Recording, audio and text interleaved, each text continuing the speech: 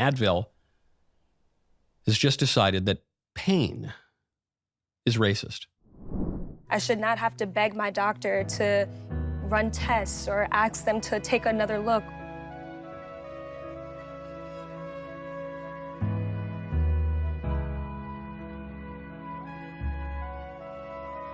Advil hosted a roundtable. Welcome to discussion Believe about My systemic Pain, racism. a discussion about systemic pain bias in healthcare. I want to thank all of you for joining me today as we talk about this very important issue. I also want to thank the Pain Equity Project developed by Advil in partnership with the Morehouse School of Medicine and Black Health for inviting us to be a part of their commitment to addressing pain bias in Black communities. Pain bias. We need pain equity. If that doesn't sum up this whole ideology, I don't know what does. We need pain. We need everyone to feel pain. We need pain equity. You whites aren't feeling enough pain, and you're going to feel more pain. We're going to make sure of it. We're Advil. We used to be a pain reliever. Now we're a pain multiplier for white people. So we need pain equity. I guess they could mean that no one's going to have any pain anymore. I don't know how they're going to achieve that. There's not enough Advil in the world because this is a fallen world. So where does this crazy ideology come from? Comes from liberal utopia.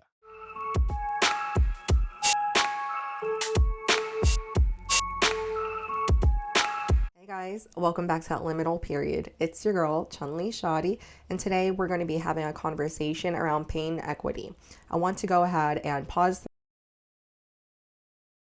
Michael Knowles is either misconstruing what the Pain Equity Project is really about, but at the same time, I think that Advil did a poor job on titling the project. I don't actually think it is pain equity. The way Michael Knowles is explaining it is making it seem as though Advil wants white men to also suffer as much as Black people. And I think that's a fair assumption on his end just based on the name of the project. It's called the Pain Equity Project. So equity means equal outcome. I think it should be called the inequality within pain management or the disparity within pain management, because that is a situation. That is a case that a lot of Black people, brown people, indigenous people do face a lot of mismanagement in care. And it's due to the implicit bias that we all have. But as you guys know, a lot of stereotypes or bias do stem from something. It's not always just pulled out of thin air. So I think it's better to explain where this implicit bias might come from and then for us to talk about the solutions instead of just dismissing the fact that there are issues within our system. Back to what Michael Knowles was saying, the pain equity. No, people don't want white people to suffer more. We don't want other people to feel the same pain. However, we don't want our pain to be dismissed. Not just within Black people, but women. A lot of times our pain are dismissed with especially like menstrual cramps, pregnancy, contractions, things of that nature. There are a lot of medical diagnoses that are overlooked because of the individuals that are currently in the medical system. I want to go ahead and pull up a quick stat. So as you guys can see here, based on the census, white people represent 75% of the US population, Black people represent 13%, American Indian or Native Americans represent 1%, Asians 6.3%, Native Hawaiians 0.3%, and so on and so forth, Hispanic people being 19%. So why was it important that I shared that stat? Because the percentage of all active physicians by race and ethnicity skews differently than the population of the US. As you can see, 56% of doctors are white, Asian people are overrepresented, and 17% of the medical doctors that are currently active, Hispanic people underrepresented at only 5.5%, African American or Black people another 5%, and unknown is 13.7%. Everything else is just very small, minute numbers, but I want to share that because once again, when you have a population of 13% African American, but you only have 5.5% of the physicians represented as African Americans, there are going to be some gaps in studies. There's going to be some implicit bias because we don't have enough medical researchers that are going to prioritize the medical care of the Black community. And that is, again, not me being selfish and saying that, but that's just been the case so far. As far as the government goes, we've seen this in the Tuskegee experiment. Black people were targeted. Black men in particular were targeted in the studies of syphilis. I'm going to go ahead and insert a clip right here, and you guys can hear Candace Owens explaining a little bit more about the Tuskegee experiment. I have an event, a Black History event that I would like to discuss on my show today, and it is the Tuskegee experiment. How many of you guys are familiar with that? It was actually officially called the Tuskegee Study of Untreated Syphilis in the Negro Male. And this study began in 1932, and it was conducted by the United States Public Health Service, which is a division, by the way, of the Department of Human Health Services, and also the Centers for Disease Control and Prevention, the CDC. The purpose of the study was to observe the natural history of untreated syphilis, but that is not what the Black Americans that were enrolled in the study were told. Our government decided to enroll 600 impoverished Black sharecroppers from Alabama, 399 of them which had syphilis. And they told them, the government came and said, we're going to give you free health care. We're here to help. I love it. The government is... Let's be honest for a second. How many of you guys actually have heard about the Tuskegee experiment? Not many, I bet. A lot of my friends have never heard about it, and I always feel like I have to lecture people, and honestly, that's not my job, and that's not what I want to do. However, if you don't know about the Tuskegee experiment, you might not understand the distrust within the Black community and the medical community and in the government. When you have a recent past that is just completely evil and despicable, a majority of Americans don't know about it, haven't acknowledged it, and now it's dismissed when you say that there is a disparity within pain management. There are different treatments among different racial communities. And this is just an example of a situation where the government did not prioritize the health of the Black male community. Instead, they were used as guinea pigs. They were used as test samples. They were used to study the effects of syphilis. But let's get back into it. They didn't give them any information pertaining to their diagnosis, and of course, they were not actually there to help. While they were told they were going to be treated for bad blood, which was kind of a catchphrase for a bunch of things, it could have been for fatigue, it could have been for anemia, they actually just wanted to watch these men die. That was the purpose. Penicillin became widely available in 1943, so all they had to do was offer these participants a pill, penicillin, and they would have been treated, they would have been fine, but they did not want to treat them. They knew it was effective. They could have saved lives. Instead, they watched them. They told them, by the way, that the experiment was only going to last for 6 months. The study we're doing is going to last for 6 months, the government said. We're here to help. 6 months. It didn't last for 6 months. It began in 1932. It went on until 1972. These men were dying. They were going blind. Some of them were going crazy, and nobody said anything. In fact, and this is to me the sickest piece of the entire story, some of them went to their private doctors. I don't know what's going on, doctor. I'm sick. I don't know what's going on. I'm going blind. I'm going crazy. And our government contacted their private doctors and said, hey, don't treat these guys. We're actually observing them. They're a part of a study that they don't know that they're in, so please don't treat them. So doctors knew that their patients had syphilis, knew that they had to solve for that syphilis. They knew that they could have given them a pill and saved their lives, and they declined to do so because our government told them not to. Wow. That was until the 1960s, when a guy by the name of Peter Buxton, who was a venereal disease investigator in San Francisco, who was also working for the Department of Health, found out about this experiment. He said, this is wrong. This study is wrong. He expressed his concerns that it was unethical. And do you want to know what our government did?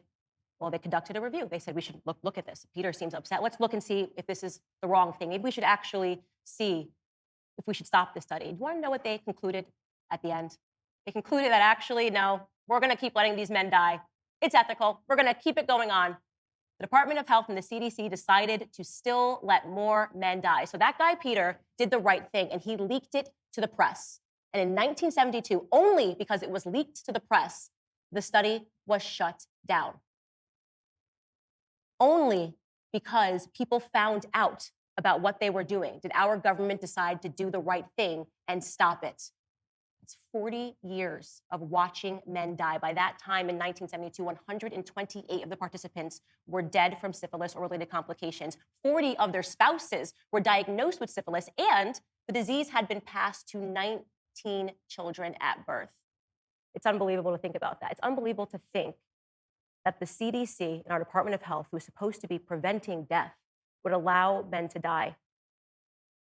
It took until 1997 for our government to officially recognize how wrong this was. It was actually President Clinton who issued a formal presidential apology. Here's what he said. He said, quote, "What was done cannot be undone, but we can end the silence. We can stop turning our heads away. We can look at you in the eye and finally say on behalf of the American people, what the United States government did was shameful, and I am sorry." I love that quote. So powerful, Bill. I love but we can end the silence, right? Almost like people are saying, you did something wrong for decades, and government is just ignoring it, just saying, no, we didn't do anything wrong. And then finally, okay, we can stop silencing you guys. We can admit we did something wrong. But so much time has passed, who cares? CDC is still there. They were allowed to. Again, guys, why do I want to share this video is because I want to demonstrate a clear example of when the Black community was wronged by the government and the medical community. And why was this experiment accepted by the medical community? Because they were told to do so. Because we do have an implicit bias. If you did not have an implicit bias, why did you not do a test trial or a case study where you just gave random men syphilis, men of all colors, men that are equally representative in the percentages within the trials as there are in America? If that was the case, if that's what you wanted to do. But no, you targeted the Black community and you did this test trial because there was an implicit bias. Again, this was up until the 1960s. Whenever they're looking for a cure for cancer or whenever they're looking for testing of a new medication, a lot of times is done on white men. So again, why is that the case? So whenever you do this, the efficacy of the medication and the dosages are written and specified that would fit more so with the white individual. It's like whenever you wash your hand these days and the sink has a sensor, motion sensor, but the thing is it bounces UV light rays off of the individual's skin. So a lot of times if you're more melanated, so Black and brown people, even my skin complexion, you're going to have to wave a couple more times under that sensor in order for it to actually detect your skin. But if you're someone that is white, it does detect it more easily. Now, is that necessarily because the technology in itself is racist? No. But if the individuals that are inventing this technology, the ones that are developing it, they're not necessarily going to test it on everyone. Similarly, another example would be laser hair removal. If you're a woman or if you're a man that have gone through it, you would also understand that if you are someone with melanin, it's actually going to be harder for the laser to detect your hair follicles to actually burn it and remove it. You see the best results with laser hair removal within white clients or clients that have more contrast between their hair and their skin tone. So white women with brown hair, white women with Black hair, it's very easily detectable versus a Black woman with Black hair or a brown skinned woman with Black hair. Again, the technology in itself is not racist. We just need to further advance these areas of innovation, and who better to drive these innovation than the people within that same community that is being negatively affected. So when we see that there's only a 5% representation of the Black community within the medical community, we should ask, why is that? Why is that? So I asked, why is that? Because I'm really curious. I think I have a slight idea. However, a lot of times when you try to address these ideas or these theories, a lot of times you get backlash from the community. So I want to share an article from the American Association of Medical Colleges, just so you can see some of the studies that they've done. According to this article, medical school leaders have embraced diversity and inclusion as key components of achieving their institution missions, visions, and goals. So again, they're already pushing DEI. You already have affirmative action within medical schools to incentivize Black and brown students to get into medical school and pursue a career within medicine. In 2009, the Liaison Committee on Medical Education introduced 2 standards aimed at achieving institutional diversity and investing in pipeline programs to increase the number of qualified applicants representing diverse backgrounds. Similarly, medical schools have nearly universally adopted holistic admissions, a process by which they consider each applicant individually to determine how they might contribute to the learning environment and the workforce instead of relying on test scores and grades alone. Okay, so again, this is the part of the affirmative action to take a look at a medical school applicant. Again, more holistically, we're trying to take a look at personality. How are they contributing members to their community? Are they volunteering? What are their sports and hobbies? What type of shadowing have you done? And this is just not purely based on merit anymore. They want to have a well-rounded student. And I can share my thoughts on that in another video, because we do know that Harvard and Yale were sued by Asian American students who were discriminated based on these subjective attributes. Getting back to this article, research indicates that these efforts have made only a marginal difference in advancing diversity in medical education. Now, why is that? Why do you have affirmative action and you're being incentivized to get into medical programs? They're setting up mentorship programs. They're building a pipeline for you to be able to go through the steps and get into the medical profession. So why are we only seeing marginal improvements? Recently, the AAMC released 2 major reports, Altering the Course, Black Males in Medicine, and Reshaping the Journey, American Indians and Alaska Natives in Medicine, to further explore why diversity efforts have not been more successful.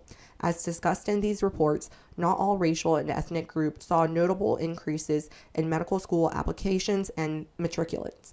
In particular, the reports demonstrated that the numbers of Black or African American medical applicants and American Indian or Alaska Native medical school applicants have remained relatively stagnant. Even more concerning was the finding reported in the Altering the Course report.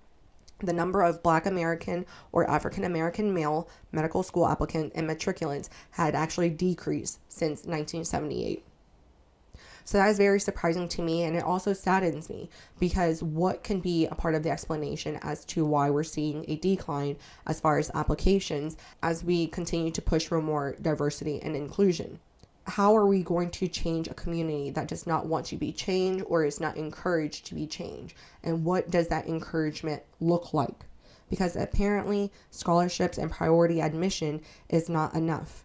Lowering the test score standards is not enough. Making it a more holistic approach to admission was not enough.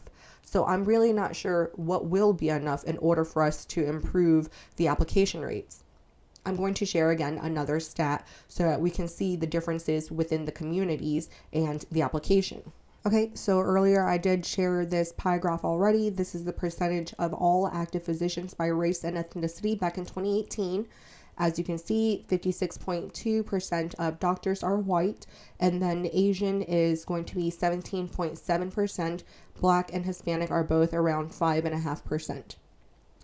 But I want to share this chart again because I want to do a comparison with percentage of applicants to the U.S. medical school by race and ethnicity. So these individuals are not currently doctors. They are in the pipeline to become a doctor. They're in medical school, or at least they're applying to medical school. Now you see a stark difference because percentages of active physician for white people is currently 56%.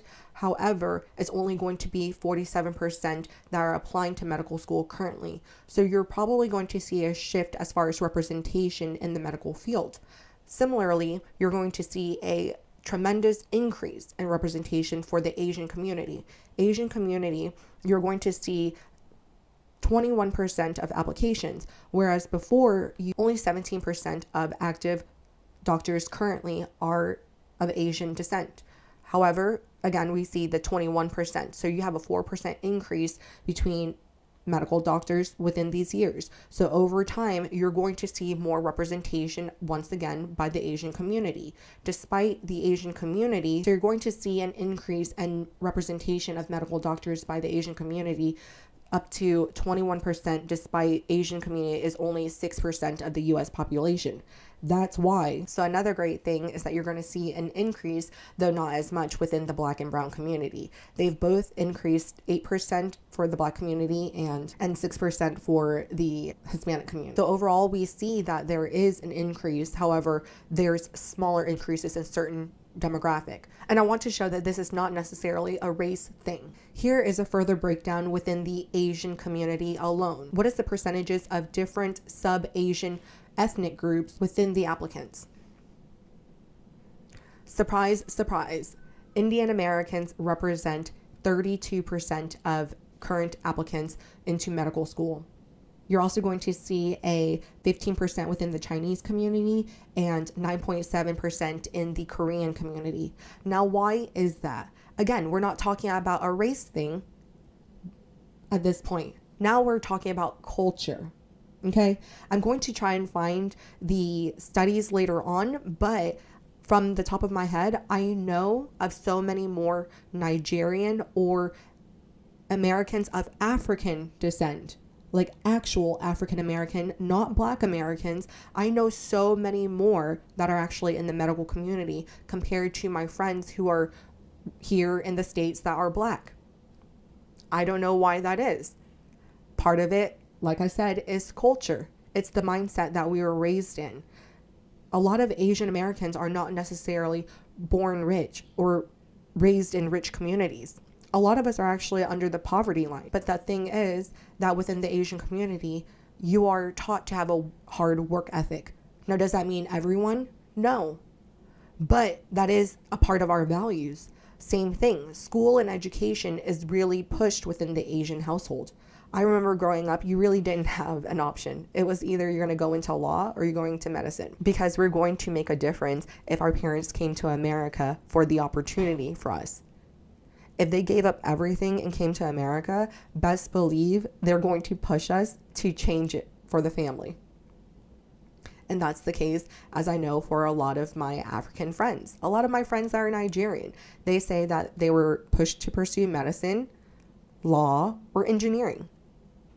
And that's just the case. I mean, like, is it anyone's fault necessarily? No. But it's society's fault. And I hate to always fall back and blame everything on society. But again, today's kids are raised by society. They're raised by social media. They're raised by what they see on TV. They're raised by the phones that are in their hands. Values are no longer instilled within us by our parents, by our family. They're no longer being instilled within schools. These schools, the teachers within these schools are corrupt. So again, if we are not instilled with the desire and motivation and duty to serve our community, how are we going to enforce that? How are we going to push that? How are we going to encourage that? When we're always constantly talking about the bad, when we're constantly dismissing the fact that, yes, there are issues within the system, but it might not necessarily be a systemic issue. It's not that Black people or brown people are prevented to get into medical school or prevented to go into the medical community. If we had more Black and brown people entering into that space, then perhaps there will be more research. Perhaps there will be more acceptance and understanding. Understanding is very key here. How can we treat something when we don't understand it? Pain is a very subjective thing. So the other day I was actually looking into family therapy. TMI, I know, there is a disparity within the Asian community when it comes to mental health and therapy. There are not enough professionals that are able to overcome that language barrier. A lot of first and second generation Asian Americans no longer speak their mother tongue. So a lot of this generational trauma cannot be addressed when we don't have Asian psychologists or Asian counselors or therapists. Is that a fault of the government? Is that a fault of the system? Or is it just because we need time to develop? We need time for people to actually make the decision to go into these professions. We just need time, and we need to have encouragement. You know what I always wonder? Why is there a limit as far as how many students can enter medical school? Like I've mentioned in past videos, I did go to nursing school, and I remember how steep the competition was. There were 800 students fighting for 50 seats every semester. If there are so many students that are qualified as far as grades go, but now we're competing on basis of how well-rounded we are, how much community service we have on our record, how many shadowing experience we have, despite having good grades and good intentions, you're not going to be saved a seat. And I remember being so upset because, again, I would mark Asian or Black or multiracial whenever it comes to my applications. And yeah, I knew that if I marked Asian, I would have to work harder or have higher test scores. And although it's wrong, like I am mixed. So if I know that I can mark other and you guys are going to lower the standard to an extent, or at least make the standard more fair. Because there are studies that show that in order for an Asian student to get into Harvard or to an Ivy League school, they need to score about 20 points higher on their SAT or ACT compared to their white counterparts and their black counterparts. That's unfair. That's an area where affirmative action got it screwed up. So again, I ask, if we have a shortage of medical professionals, if we have a shortage of nurses, why are we putting limitations as far as how many people can enter that work field? Makes me just wonder, the more Black people or the more Black students are encouraged to apply for medical school, the more Black students that are encouraged to thrive within the education system, to enjoy learning, and not just learning rap lyrics, but actual learning educational material that can further advance society and themselves. I think that's when we're going to be able to talk about how do we address the disparity within pain management. We can't think on behalf of other people. We can't feel on behalf of other people. So in order for us to understand Black people's pain more, we need to have more Black medical researchers. I guess they could mean that no one that there's not enough Advil in the world because this is a fallen world. So where does this crazy ideology come from? Comes from liberal utopia, liberal utopianism. The utopia, frankly, the liberal part, both that view, which is so prominent today, fundamentally denies original sin. I believe in original sin. Christians believe in original sin. Even non-Christians broadly agree in Jews certainly believe in something akin to original sin. You know, it's right there in the very first book of the Bible. Muslims do. Even sensible pagans do. The reason to believe in original sin is not because of some mystical intuition or strictly because of revelation. It's because we all have eyes and experience the world, and we recognize that the world is broken. There's just something fundamentally broken. And we all sin, and bad things happen to good people, and there's just something broken about this world. Suffering is a part of this world. What the liberals say is, no, we're not fundamentally broken. Christians, recognizing the problem of original sin, see that we can't actually ever save ourselves. We require God's grace, and we cooperate with God's grace. It's not like we don't have any role in it. It's not as though we don't have any free will, but we require God's grace. We're not going to save ourselves. The liberals, the liberal utopians, they say, no, we can save ourselves. First of all, we got to get rid of all that old fuddy-duddy religion that's inhibiting progress.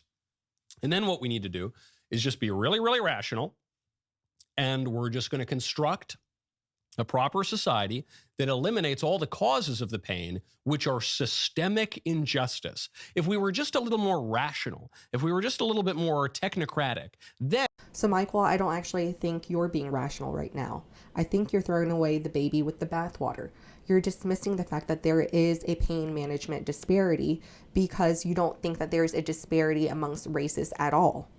You don't think that there is actually inequality within the world, and I am telling you that there is implicit bias, and I've explained why I think that there is this implicit bias. I don't think it's any individual person's fault. I just think that there's not enough medical representation and medical research done for Black and brown people, and I think that is because there's not enough Black and brown people entering in that space.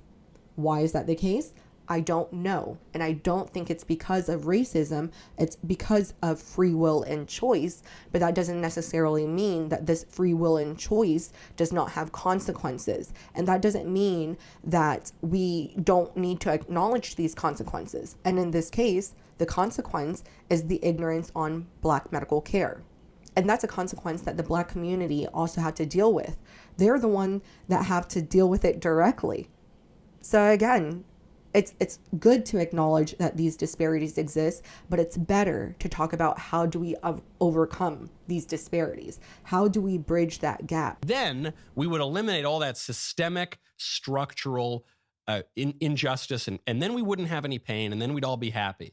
And you hear this with the techno-utopians. They'll say, then we're going to cure death. Then we're going to upload our brains to the cloud. Then we're going to live forever, man, and it's all going to be really groovy, right?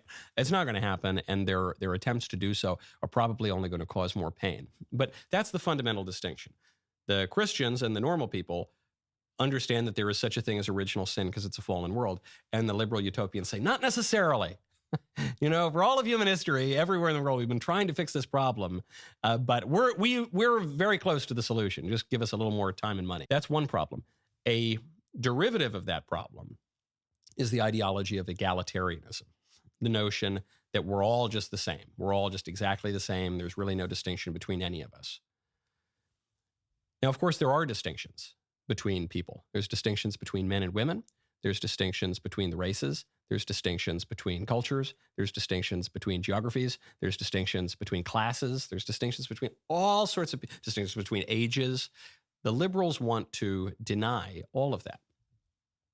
But the consequence of that is, if you start with the premise that we're all pretty much exactly the same, then when disparities of outcome present themselves inevitably, the only cause of that, if there's no original sin, if it's not a fallen world, if there are no distinctions and natural inequalities between people, then the only cause of that can be some systemic structural injustice, systemic racism, systemic sexism, systemic whateverism.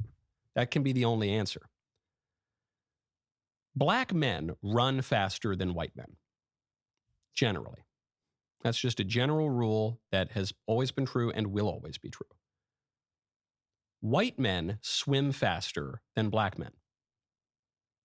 That's another one. That's just true. It's just always been true. It always will be true. Men run faster than women. You see that issue coming to a head in the debate. Why is it though? Why is it that black guys run faster than white guys and white guys swim faster than black guys? There was a study. I Googled it. I said, what's the explanation for this? There's a study from 2010. I'm sure there have been many other studies. This is from the International Journal of Design and Nature and Ecodynamics. Here's what they say, just in the abstract. Here we explain a much avoided phenomenon in the evolution of speed sports for men and women. The world records in running tend to be set by black athletes and in swimming by white athletes. We show that this phenomenon is predictable from physics. Locomotion is a falling forward cycle in which body mass falls forward and then rises again. Mass that falls from a higher altitude falls faster, down and forward. In running, the altitude, L1, is set by the position of the center of mass above the ground. In swimming, the altitude is set by the upper body rising above the water, and it is proportional to HL1, where H is the height of the athlete. Stick with me, they're using variables and certain jargon.